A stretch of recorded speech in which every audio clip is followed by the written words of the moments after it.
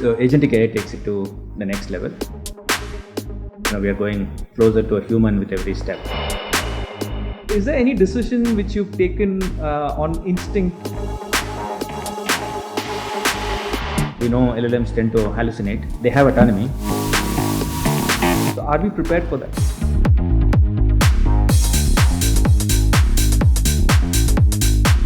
What is the biggest technical challenge you see? At the same time, they take certain decisions that may not necessarily be. Would it help me to identify a student's strength? Would it give me a travel plan? Would jobs be replaced by AI agents? Very, very likely that, like Mark Zuckerberg said, there will probably be more agents than humans at some point of time.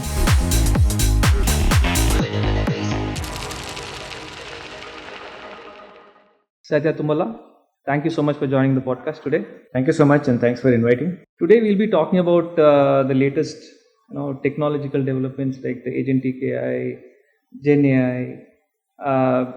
You've been working in the space for some time, right? So before we get into it, I would like to ask you some personal, light-hearted questions. So what is that one thing your employees would be surprised to know about you? When they know that I'm not a serious guy, and then there is a lot of a fun side, in me. That's something that when I come across as a serious guy in office, okay, but there is a lot of fun, and that's something that people haven't expected from me. Okay, so is there any decision which you've taken on instinct which came out well?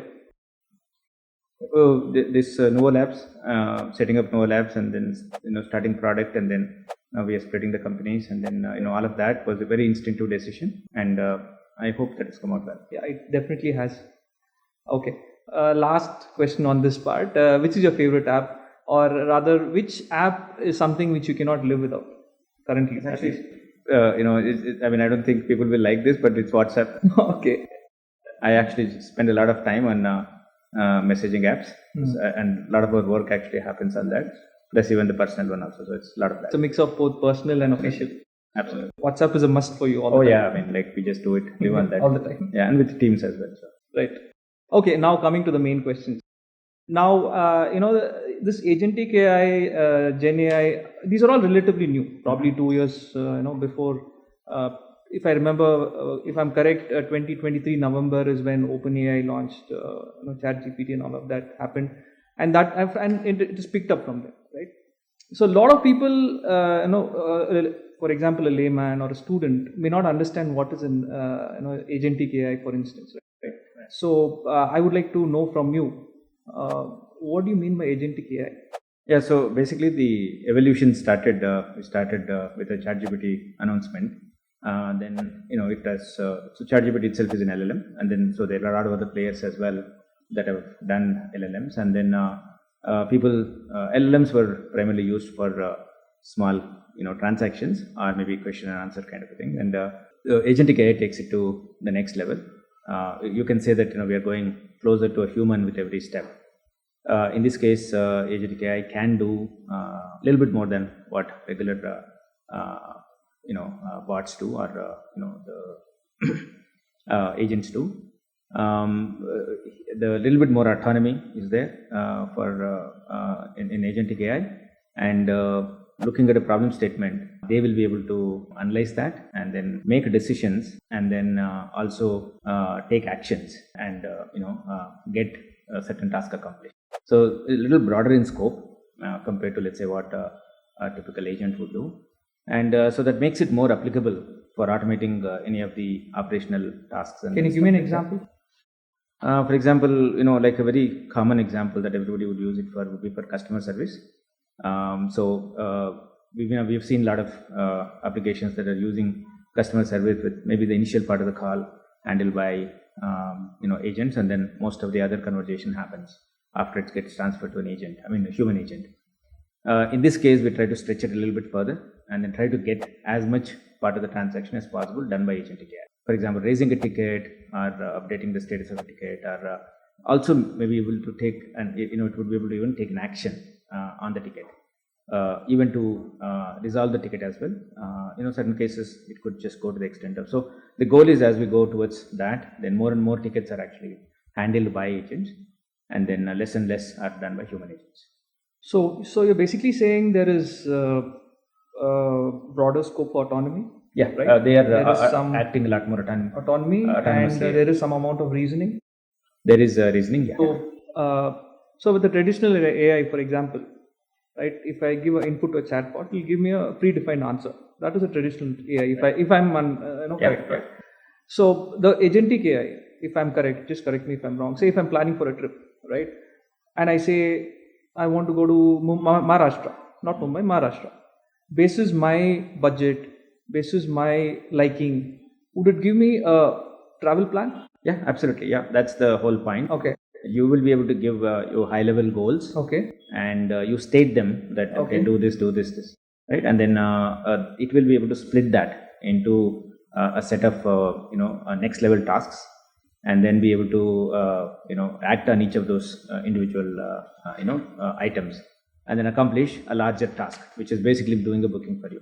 So it could be like identifying getting the dates from you, and then kind of booking tickets, booking hotels, booking transportation, and then kind of making those numbers, those appointments, and then those things on your calendar, and then stuff like that. So all of that it can do it in one task. Okay, that's awesome. Yeah, absolutely. Yeah, so it's going in, like I said, more and more automation with more progress. But yeah, I also feel there's some amount of challenges in that, but I will come back to you on that part.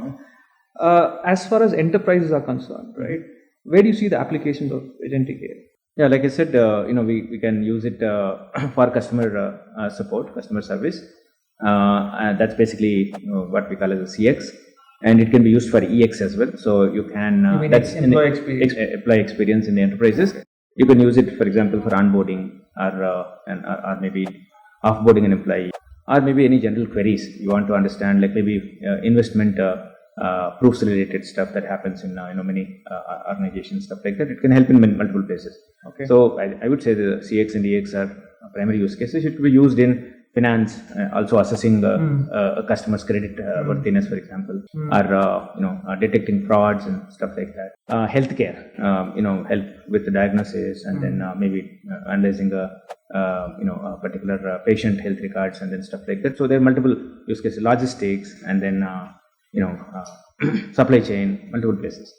So you're saying, based on your answer, what I feel is customer service is probably the industry which will adapt or adopt this agentic AI the fastest. Yeah, I think it's already happening. So we do see larger organizations that have been spearheading this LLM stuff. They are already building this CX focused or contact center focused agentic AI, and there are a lot of other organizations as well that are niche organizations that are focusing on building models which are very specific to customer experience. And of course, like there are many generic ones also that kind of can adapt. Like for example, what we do in DolphinCX, that's a generic one where there is a good amount of customization that customers can do to create something for their own need. Yeah, that's happening now. I mean, as we speak, it's happening. And you also have mentioned about DolphinCX, and I know for a fact that you've been building something big, and which is on the verge of release in very soon, in some days, right? Okay, now with greater technology comes greater risk, right? Greater challenges.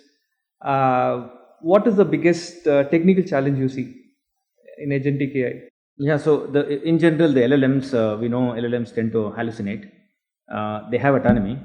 At the same time, they take certain decisions that may not necessarily be, as per expectation. They could do unforeseen circumstances can happen on them, and that could result in not so pleasant experiences for the customers. Okay. So there is and there are also other challenges like safety, privacy concerns related to data handling, and the concerns related to that. There could be ethical challenges, biases, lack of fairness. Those items can actually happen, and that is one thing that the companies that are kind of creating this have to be watching for. One could build frameworks to be able to handle them. make sure that there is a human oversight that is there wherever it's required, and then kind of mold the agents to go in certain path, which is basically given. So that's actually one of the biggest places where a human oversight is required in agents. While they enjoy a lot of autonomy, this part of it will require human intervention. Right. And also this whole thing, right, it is based on lot of data. Lot of data is consumed, right? And you need huge data centers. So are we prepared for that? Yeah, so I think that's unfortunately one of the downsides, that the cost of this is actually high. Okay. And the inability to be able to build these larger language models and effective ones really rests with maybe a top few organizations, and then so that's one of the downsides to this. But I guess specific models which are suitable for their individual customers' needs can actually be built by organizations, provided that they have got data. And yeah, it is expensive, and hope with the technology evolving, with quantized models coming in, and the cost will come down. And there is research happening towards reducing the cost, make it more available for larger masses. I seriously hope the research leads into better infrastructure for data centers. Absolutely, yeah, that's really required for a better adoption. I have one specific questions with respect to the ethical concern, right? So basically, you have a lot of agents, right, working together in an agentic AI system or setup. You have a lot of agents working together, right? What if some agent, one particular agent, just thinks different than what is programmed, what data has gone into it, and the agent does something else other than? Yeah. So who's accountable? Is it the developer? Is it the company? Or so largely it's the company. So internally it may be a developer, but largely it's the company that's responsible, that's providing the technology. So that is where I mentioned that responsibilities apart, it's really about how do we control those kind of behaviors, and then safeguards have to be put in place to be able to take care of such things, and make sure that the agentic behavior is in a set limits. Right. And also the data bias aspect is also very important. That is also there. Yeah, there could be biases and race, gender, and religion-based biases that are possible. So we have seen instances where this has happened in the past. Again, that becomes part of oversight. Okay. So the data has to be carefully. Yeah, what data is being fed to them carefully has to be monitored. What feedback that goes into it also has to be monitored. It's not that all the feedback that is given to them, the agent should actually learn from that. Okay. So what are the the data that goes in towards learning or relearning the agents has to be carefully monitored. Okay. So basically, the quality of the data which goes is absolutely critical, right? Along with the garbage in, garbage out, and so we have to be careful that garbage doesn't get in. Yeah. So you see Agentic AI evolving into a plug and play model for enterprises, or will it be there'll be a customization? Given an enterprise has so many departments, you have HR, you have sales, you have finance, right? And it has to be customized, or it has to be a plug and play according to you? Oh, it will be customized. Okay. It will be customized, and I think it will be a while before we can get into a complete plug and play. There will be a customization required, and that's critical as well for making the agents more focused and then more relevant. So that's definitely part of something that the enterprises have to take care. So in the long run, you're saying it has to be customized? Yeah, there will be a good amount of customization within the agents, and so there are aspects like the way the customization is done can itself actually be done by agents. I mean, we could have agents that could create the data that could be fed into the actual agent that is working on. So that's a different issue, but the more customized something is, the more effective the interaction would be. So basically you're saying, when say if I have my own company and I use Agentic AI, and say I'm in say education field, right? Would it help me to identify a student's strength, weakness, what are the chapters to be taught, which exams to be taken, all these things? Absolutely, yeah. I mean, it just depends on what you want to accomplish. If your purpose here in the example that you are giving is to assess a student, it can be trained to make an assessment. And so the inputs to that could be the answers that the agent has been giving. maybe there are answer sheets that he has, that they have provided as input to the models. They can be used to be able to assess assessment. So there are multiple ways to do that. Okay. Any problem, as long as we create the data for it and then be able to train the agent will be able to act fairly autonomously. That is really awesome. I cannot wait till the day where Absolutely, yeah. I think because I feel the accuracy will be much higher. Although I don't want to undermine a human capability, but still coming from a system which has high quality of accuracy of data, and I feel the inputs or the output coming from that, it's a personal opinion, it could be of very high quality. Absolutely, it is. It definitely. I mean, the expectation is that there will be a lot of specialized agents. Like an organization of certain size may have as many agents working in the organization for various tasks. So it's like very, very likely that, like Mark Zuckerberg said, there will probably be more agents than humans at some point of time. And let's say we have an organization of 200 people, so don't be surprised if there are 300 agents, working in the organization taking care of various things. I've heard a lot of leaders say, now that you brought about this point of Mark Zuckerberg talking about more agents than human, something which is very looked at very, I would say, with fear. Okay, let me be honest. Would jobs be replaced by AI agents? Very, very unlikely. I mean, the goal here is to get humans to do the jobs that are not monotonous or something which is kind of boring. Offload those kind of tasks, repetitive tasks, to agents, and humans should focus on the things where humans can really excel at. So the point is, when the agents come in, will the jobs go away? I think I talked about this before also. Unlikely that you will have agents actually getting redeployed in other tasks that are actually going to increase the overall productivity. If an organization is doing, let's say for example, a certain amount of tasks now with 200 people, the same 200 people plus agents can do 2x the number of tasks, and so it will result in higher productivity for the organization overall, rather than reducing the number of people as such.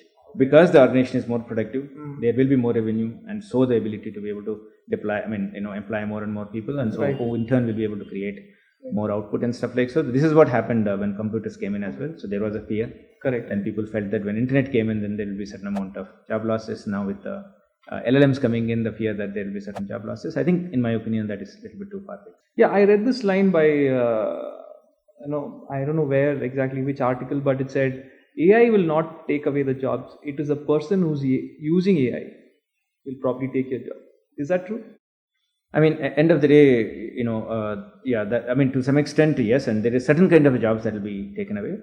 But that's basically maybe a narrower way of looking at things. But there will be certain other jobs that are created to be able to make use of this thing, and then so the end goal here for every organization is to produce more and more with possibly same people. So in this case, people will get deployed eventually into other. Basically, you're saying there will be new jobs that will evolve.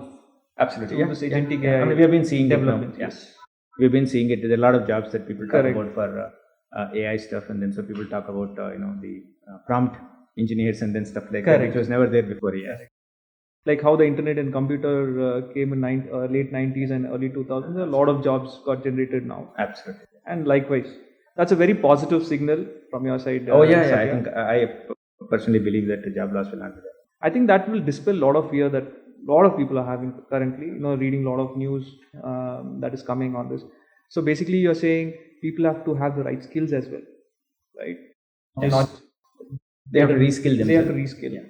Yeah. And students, if you ask the students, they have to be skilled accordingly. Absolutely. So curriculum will evolve. To actually cater to the job market that is there at any point of time. So the academic, there may be a lag, but it will eventually happen. Correct. So I think the academia has a big role in this. They have to update the curriculum because lakhs of students pass out every year. Yeah, absolutely. And if we have to provide them so many jobs in the market, I think they have to be skilled accordingly. Okay. Yeah. Moving on, Satya. From a leadership perspective, what mindset shift is required to embrace agentic AI in strategy and operations? Yeah, so the leadership has to be clear where they want to use agentic AI, which are the kind of jobs that they want to where they want to deploy agentic AI. and also talk about what is the target with this, and then how they want to possibly look at the human angle, and then see how that the rest of the workforce that they are AgenticAI is replacing, how that is going to be used elsewhere. But there has to be a balance between using AgenticAI and also the kind of checks and balances that we're going to be placing on agents from a behavioral standpoint. That has to be carefully considered, and then be deploying it. I think there's going to be a lot of deployment of agents across the organization. Okay. Now I'm coming to the most important, and I'm excited to know your Sure. take on this. Not take, basically, the status and where it is currently. So you've been, as I said in the beginning, you've been working on something big yourself on Agentic AI space, right? And if you could tell us more about your product. Yeah, I wouldn't say we have been working on something big, but in our own modest way, we've been working on something that can create a difference, and for enterprises to become more productive. We have built a platform which kind of brings in Agentic AI to and club that with communication channels, whether it's voice, video, text, WhatsApp, messaging, email, and all of that. So clubs both of them to create solid customer experience platform. Obviously, the Agentic AI is a major portion within that, and then we wanted to not just leave that, but create the other part of it also, so that we can offer this to small and medium enterprises at a reasonable cost and stuff like that. So that has been our goal. So we have had background in this particular domain, and then we have clubbed that with the recent advancements in this. We feel we have created a good solution, compelling solution. The market will have to decide how that is, but yeah, this is something that has come out. Definitely, because if you ask me, right, communication is a very important aspect of any business. For instance, enterprise to enterprise gathering requirements is one of the key aspects of knowing what the customer wants. And if you provide a solution which could capture to the T what the customer wants, you could actually create what the customer wants, right? As they say, knowing the problem solves 50% of the. You have the 50% of the solution, right? Yeah. No, I mean, so typically in the sales cases, when salespeople talk to them, and then very often everything that they talk to the customer doesn't necessarily go into enterprise records and or into any CRM system. So, for example, this could help capture most of the conversations and then kind of create some insights that the sales guys can use. Not only sales guys, but also the other parts of the organization can use.